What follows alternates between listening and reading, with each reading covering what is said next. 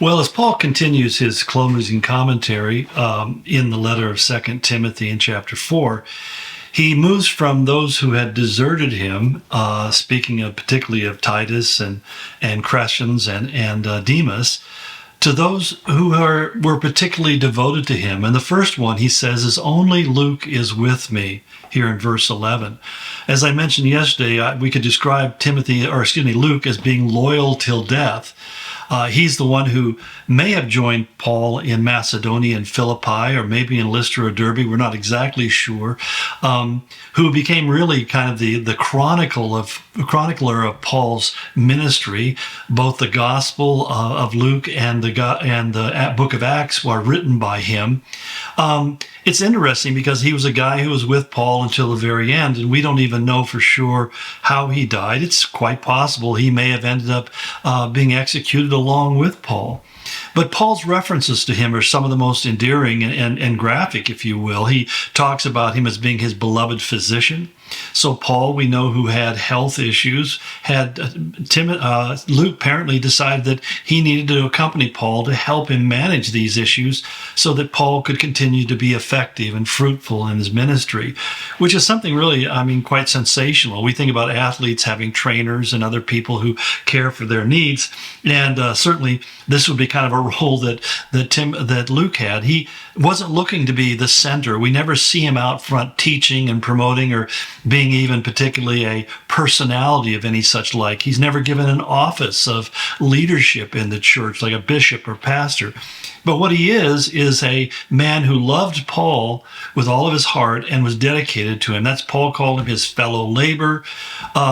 What we find out just by looking at like the Gospel of Luke and the book of Acts is that he was a guy who had an outstanding command of the Greek language. He was really, really educated, if you will. He has an extensive Greek vocabulary. He has a rich style, and that some have even said he kind of approached classical Greek. So that we know that Luke was this guy who was well educated. He had a tremendous eye for detail, and his writings are done very accurately and eloquently in some places. We take the openings of his letters. They're quite impressive. And so we don't know if Luke ever had any part in any of Paul's letters, because he never mentions him in that regard. But he certainly was a critical point, our partner in Paul's ministry. And it really brings me to one of the important dynamics of life, and that is the issue of not just friendship. I would say it's more people who engage in companionship. Now, why do I make that distinction? Well, in Proverbs 18:24, Solomon said, "A man of too many friends comes to ruin, but there is a friend who sticks closer than a brother." One paraphrase edition wrote it out this way. It says, "Friends come and friends go, but a true friend sticks by you." And again, the Amplified Version says, "The man of many friends, and he's a friend of all the world, will prove himself a bad friend." And the whole point is that we really appreciate people who are friendly, gregarious, outgoing. They're entertaining, they're charming. We're all kind of impressed and drawn to people like that. That's a person who walks into a room and seems to light up the room. And we all want to be, close to that person oftentimes. We want to be friends with that person. The only problem is those people oftentimes have always been surrounded by others who admired them for their charm or their charisma or even their physical beauty, but they've never really ever entered into any depth of relationship. So at any time that the relationship becomes difficult or challenging, instead of saying, "I'm going to work through this so that the friendship might survive," they choose the opposite direction. They just cut and run. And that's when you really find out. It says like a person like that's like having an arm pulled out of joint. It's like suddenly you find that this part of your life that you were depending on is no longer dependable. And it's one of the real things when you see people who are like, for example, celebrity personalities who struggle because they feel lonely. I think most recently, famous sitcom star or actor Matthew Perry passed away. And the sad thing was that he was very, very alone and didn't feel like he had a lot of close friendships, because he was, again, somebody who was known for his television career, but he really didn't have people who knew him and loved him as a friend. And I think that many of us get envious of those kind of people and say, I wish I had that kind of charm and that kind of charisma.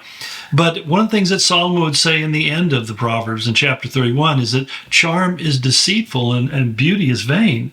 In other words, those things that we think are most important, the things that are used as a selling point in our media-driven, technologically driven world, Solomon said those things are really kind of not worthwhile. They don't last. They don't have any kind of real endurance.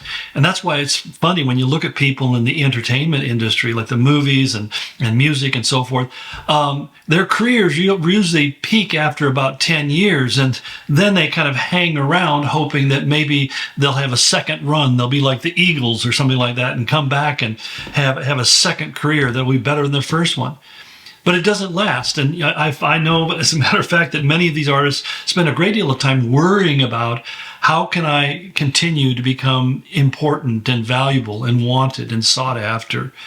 It's part of the vanity of life. And I think that it's something that's in us all. Most of us came to realize pretty early in life that we would never be the most beautiful, and we certainly wouldn't become president of the United States, or we wouldn't accomplish anything of such significance that other people would stop and look. And so we kind of settle into a sad, kind of droll, mediocre life. In fact, though, there's a dynamic of life that is available to us. It's simply by, as I talked about yesterday, about being faithful followers of Jesus Christ. What we find is that God uses our life, despite the fact that we're not beautiful, despite the fact that we're not smart, or have any particular observable talent, yet God says you can be relied upon. And that's where faithfulness is emphasized so strongly, particularly in Proverbs, about how that, a faithful man is the one that you want to trust in, not the people who are basically pretty impressive on the exterior, but will also move on very quickly when things become difficult.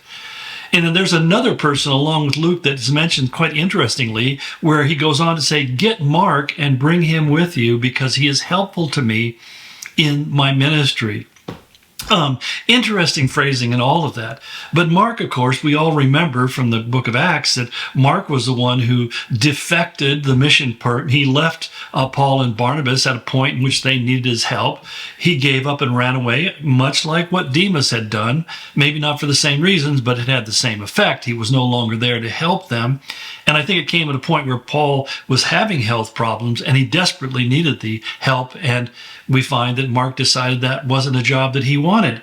And yet, it's interesting because later on we find out not only is Mark in the ministry, because he did go to Cyprus or to Crete, with Barnabas and be part of that mission work, but later on we find he becomes a companion of Paul once again.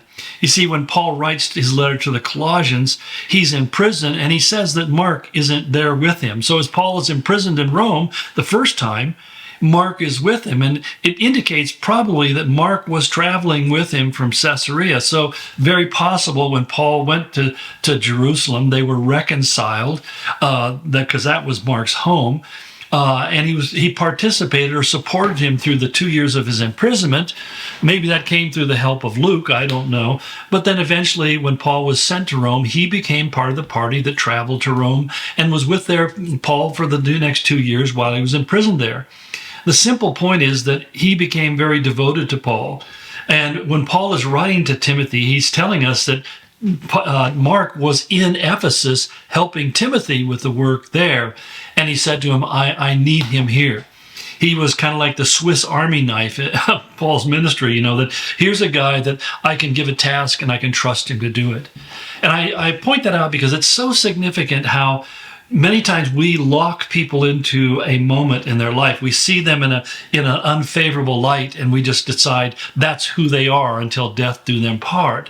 And yet the reality is that God is at work in everybody's life.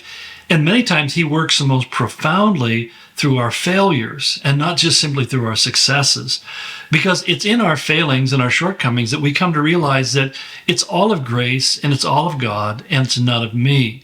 And I think that one of the great stories of redemption is the story of Mark. And that's why I don't know what happened with Demas or Titus. I hope that someplace down the road they repented and recommitted to following the Lord in a sacrificial and life-threatening way. But the simple fact is we have two examples of a man like Luke, but more importantly, I think in this context, Mark, who failed miserably but came back and proved that he was an invaluable companion with the Apostle Paul. And again, we don't know what the future or what the end was with Mark, whether he ended up perishing in Rome with Paul as well. It's very possible because he, like Luke, was loyal to death.